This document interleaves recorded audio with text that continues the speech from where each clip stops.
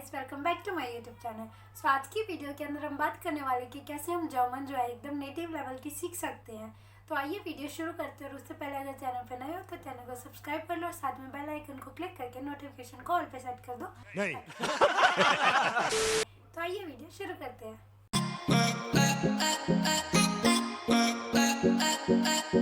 हमें ये ढूंढना है कि कोई भी जो है किसी भी लैंग्वेज में नेटिव लेवल तक पहुंचता कब है।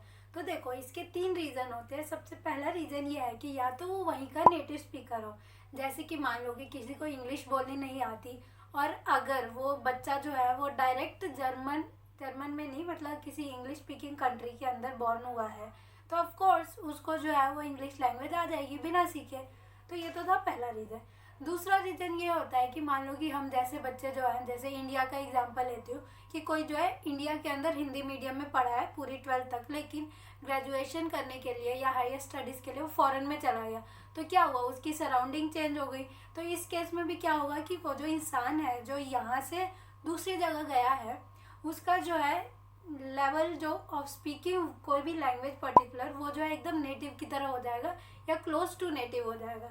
अब देखो, हम जैसे लोग जो है ना ही जर्मनी में बॉर्न हुए हैं कि हमें नेटिव लैंग्वेज जो है डायरेक्ट जर्मनी आती हो, ना ही हम जो है वहाँ जाके पढ़ सकते हैं, मतलब अरे बाबा उठा ले सकते हैं, मतलब काफ़ी बच्चे पढ़ सकते हैं, बट ज़्यादातर लोग जो है वो नहीं पढ़ सकते।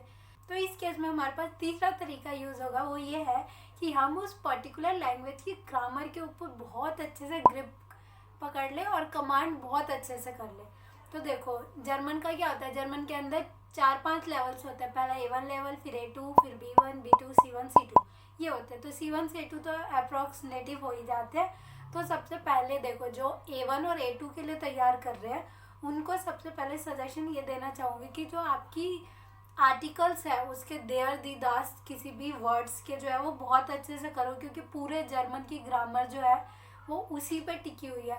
मान लो कि किसी को आर्टिकल आते नहीं, लेकिन बाकी ग्रामर बहुत अच्छे से पढ़ ली कि मैस्कुलिन के साथ ये आएगा, फेमिनिन के साथ ये आएगा। अगर आर्टिकल ही नहीं याद होंगे तो फिर वो अप्लाई कैसे करोगे।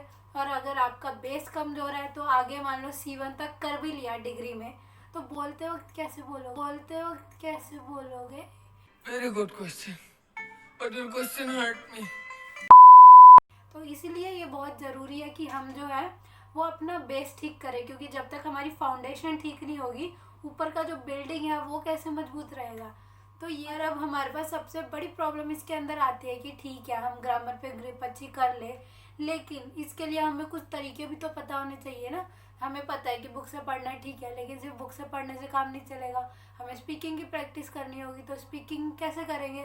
तो उसके लिए टेंशन नॉट, मैं नेक्स्ट पार्ट लाऊंगी, उसके अंदर बताऊंगी कि कैसे हम स्पीकिंग प्रैक्टिस कर सकते हैं। और ये जो तरीका है वो सिर्फ जर्मन लैंग्वेज नहीं, किसी भी लैंग्वेज के ऊपर अप्लाई होती है। तो आशा करती हूँ आपको ये वीडियो पसंद आई होगी। और अगर आप जर्मन सीख रहे हो और आपको नेटवर्क बुक का जो है सॉल्यूशन चाहिए, तो आपको इस चैनल पे मिल जाएगा, लिंक डिस्क्रिप्शन बॉक्स में मिलेगा। तो चैनल पे नए हो तो सब्सक्राइब कर देना, और वीडियो अच्छी लगी है तो एक लाइक कर देना, और नीचे कमेंट भी कर देना कि कैसी लगी हो। तब तक के लिए danke schön, tschüss।